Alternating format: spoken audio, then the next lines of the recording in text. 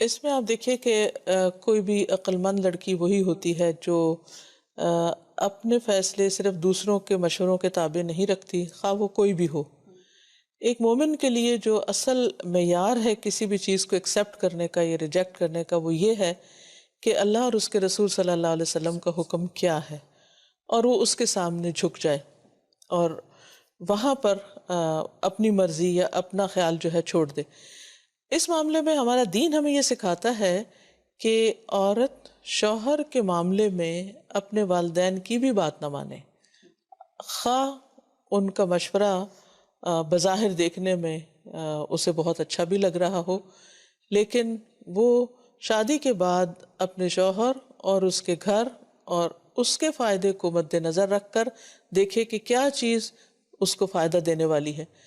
اور جیسے کہ شوہر اور بیوی کا جو ایک تعلق ہے، وہ ایک اس کو ایک لباس سے تشبیہ دی گئی ہے کہ وہ دونوں ایک دوسرے کے عیب اور ایک دوسرے کی کمی کوتاہی کو ڈھانکنے والے ہوتے ہیں۔ تو اول تو یہ ہے کہ ایسی باتیں جو گھریلو معاملات ہوں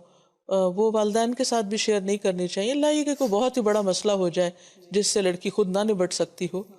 یا کہیں ظلم کی انتہائی ہو جائے کہیں، تو اس معاملے میں پھر یہ کہ ضرور وہ دوسروں کی مدد لے، لیکن ہر چھوٹی بڑی بات بتا کر والدین کو پریشان کرنا، یا پھر ہر چھوٹی بڑی بات میں ان کے مشوروں پہ چلنا کہ جو اس گھر میں رہ بھی نہیں رہے اور وہ اپنے تجربات سے گائیڈ کر رہے ہیں، تو ہر شخص کا معاملہ مختلف ہوتا ہے۔ ضروری نہیں کہ جو والدین کے آپس میں معاملات تھے یا جو ان کے تجربات تھے وہی چیز پھر بچوں میں بھی ریپیٹ ہو رہی ہو۔ حالات بہت بدل چکے ہیں اور اب کے بچوں کا ایکسپوجر بھی بہت مختلف ہے، تو اس لیے اس میں انسان کو اپنی عقل سے بھی کام لینا چاہیے، خواہ کوئی دوست ہو، خواہ کوئی رشتہ دار ہو، خواہ والدین ہی کیوں نہ ہو۔ انسان یہ دیکھے کہ نمبر ایک اللہ اور اس کے رسول کا حکم کیا ہے، اور نمبر دو یہ کہ اس کے اپنے گھر کو بچانے کے لیے، سنوارنے کے لیے، خوشگوار بنانے کے لیے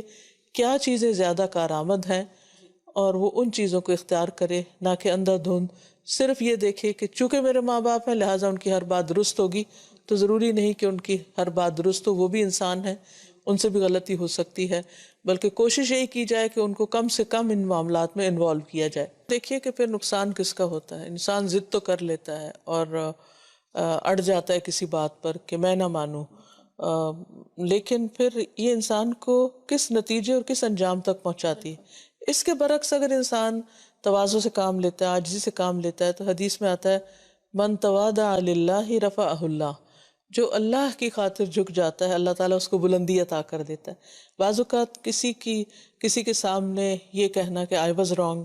یا میری غلطی ہے بڑا ہی مشکل کام ہے، اپنی غلطی ماننا دنیا کا مشکل ترین کام ہے، لیکن اگر انسان اللہ کی خاطر واقعی اپنی غلطی اگر ہے اس کی غلطی اور اس کو تسلیم کر لیتا ہے، تو اس کے بعد جو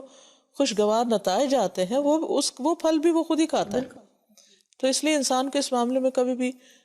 آر نہیں ہونی چاہیے کسی بھی ایسی چیز کو ماننے میں یا جھک جانے میں یا آرگیومنٹ چھوڑ دینے میں یا لیٹ اٹ گو، یا اس چیز کو انسان چھوڑ دے اور اس کے بحث مباحثے میں نہ پڑے یا ضد میں نہ پڑے، تو اس کے بہت سارے فائدے ہیں۔ اصل میں بہت سی چیزیں انسان کا جو اچھا رویہ ہوتا ہے اس سے خود بخود اس طرح کے منفی جذبات ختم ہو جاتے ہیں۔ میں سمجھتی ہوں کہ ایسے رشتوں میں سب سے پہلی چیز کچھ بھی سکھانے سے پہلے اور کچھ بھی کسی کو دینے سے پہلے اعتماد بحال کرنے کی ضرورت ہے، دوسرے کو اپنی خیر خواہی کا احساس دلانے کی ضرورت ہے، محبت دینے کی ضرورت ہے، گھر کو گھر سمجھنے کی ضرورت ہے، اور پھر اس کے بعد جو بھی چیزیں ہوں گی وہ ان کا تبادلہ خیال یا تجربہ یا علم ایک دوسرے کے ساتھ شیئر کرنا وہ بہت آسان ہو جائے گا، کیونکہ جب تک انسان کسی بھی چیز میں اپنے نفع نقصان کو مشترک نہیں سمجھتا تو اکٹھا چل نہیں سکتا۔ پیس دینی چاہیے، وقت دینا چاہیے، تحمل سے، برداشت سے، انتظار سے، آہستہ آہستہ چیزوں کو اپنے وقت پہ انشاءاللہ ٹھیک ہو جائیں گی، ان کے لیے وقت دینے کی ضرورت ہوتی ہے۔ انسان اگر یہ سوچ لے کہ ایک بچی جو دوسرے گھر سے آتی ہے اس کی مثال ایسے ہی ہے جیسے آپ نرسری سے ایک پودا لاتے ہیں اور پھر اس کو اپنے گھر میں جب لگاتے ہیں تو اس کو جڑ پکڑنے میں، اس کو پروان چڑھنے میں ایک وقت لگتا ہے، اور شروع میں چاہے آپ پانی بھی دے رہے ہو سب کچھ، لیکن وہ مرجھا بھی جاتا ہے، اور بعض اوقات یوں لگتا ہے کہ جیسے یہ پھلے پھولے گا ہی نہیں، لیکن جب آپ صبر کے ساتھ اس کے ساتھ لگے رہتے ہیں تو پھر وہ نئے پتے نکالنے لگتا ہے، اور ایک دن آتا ہے کہ اسی پہ پھل لگتے ہیں، لیکن یہ سارا وقت بہت صبر کا ہوتا ہے، تو صبر جو ہے وہ بہت ضروری ہے۔ ایسے موقع پر بھی یہ سوچنا چاہیے کہ اب جو ہونا تھا وہ تو ہو گیا، غلطی اے کی تھی یا بی کی تھی، اور اب اس مسئلے کا حل ڈھونڈنا چاہیے، نہ کہ اپنی ایگو کو سیٹسفائی کرنا چاہیے کہ میں نے صحیح کہا تھا اور میری بات اب پروو ہو گئی۔ پروو بھی ہو گئی تو اس سے نکلا کیا؟ بالکل، اور آگے کیا نکلے گا اگر آپ پروو بھی کرتے رہیں گے اور اپنے بچے کا اور نقصان، اپنے بچے کا نقصان کر رہے ہیں، اور اس کی تربیت بھی نہیں ہو رہی ماں باپ کی لڑائیوں سے۔ تو بہتر یہ ہے کہ آئندہ کے لیے مزید اپنی غلطیوں سے سبق سیکھ کر بہتر فیصلے کرنے کی کوشش کرنی چاہیے۔ تو اصل میں کوئی بھی فیصلہ یک طرفہ نہیں ہونا چاہیے،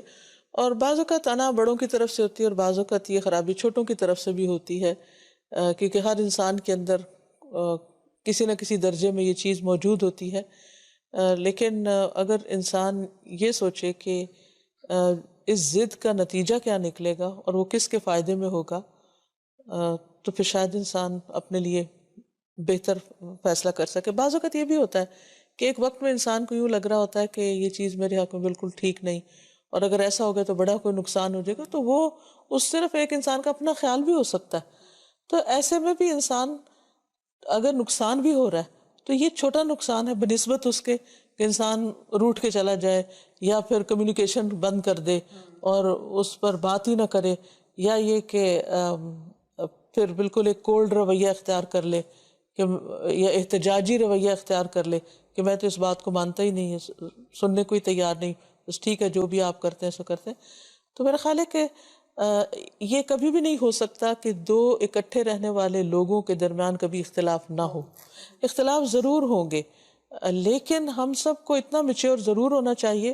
کہ اختلاف کے ساتھ ہم ایک دوسرے کے ساتھ رہنا جانیں، یعنی ہمیں ڈفرینس مینجمنٹ آنی چاہیے، اور اختلاف کے باوجود اتحاد نظر آنا چاہیے کہ ٹھیک ہے ہماری سوچ الگ ہے، اللہ نے مرد اور عورت کو الگ بنایا ہے، دونوں کی سوچ ایک جیسی نہیں ہو سکتی، عورتیں بہت جذباتی ہو کے سوچتی ہیں، مرد دوسرے طریقے سے سوچتے ہیں، دونوں کے سوچ کے انداز میں فرق ہے۔ پھر بعض اوقات ایج ڈفرینس ہوتا ہے، بزرگوں کی سوچ اور طرح ہوتی ہے، ینگسٹرز کی کچھ اور طرح ہوتی ہے، بعض اوقات بچوں کے ساتھ یہ اختلاف ہوتے ہیں، تو یہ تو ہوتے رہیں گے، اس کو تو پارٹ آف لائف سمجھنا ہی چاہیے کہ یہ اس کے بغیر تو زندگی ہوتی ہی نہیں، لیکن ان اختلافات کے ساتھ جینا کیسے ہے یہ انسان کو آنا چاہیے، اور کبھی ایک کی بات مان لی جائے اور کبھی دوسرے کی، کبھی ایک سرنڈر کر جائے کبھی دوسرا سرنڈر کر جائے، تو اسی طرح یہ گاڑی چل سکتی ہے، لیکن ہر شخص اگر کھچاؤ شروع کر دے تو پھر وہ گھر چل نہیں سکتا۔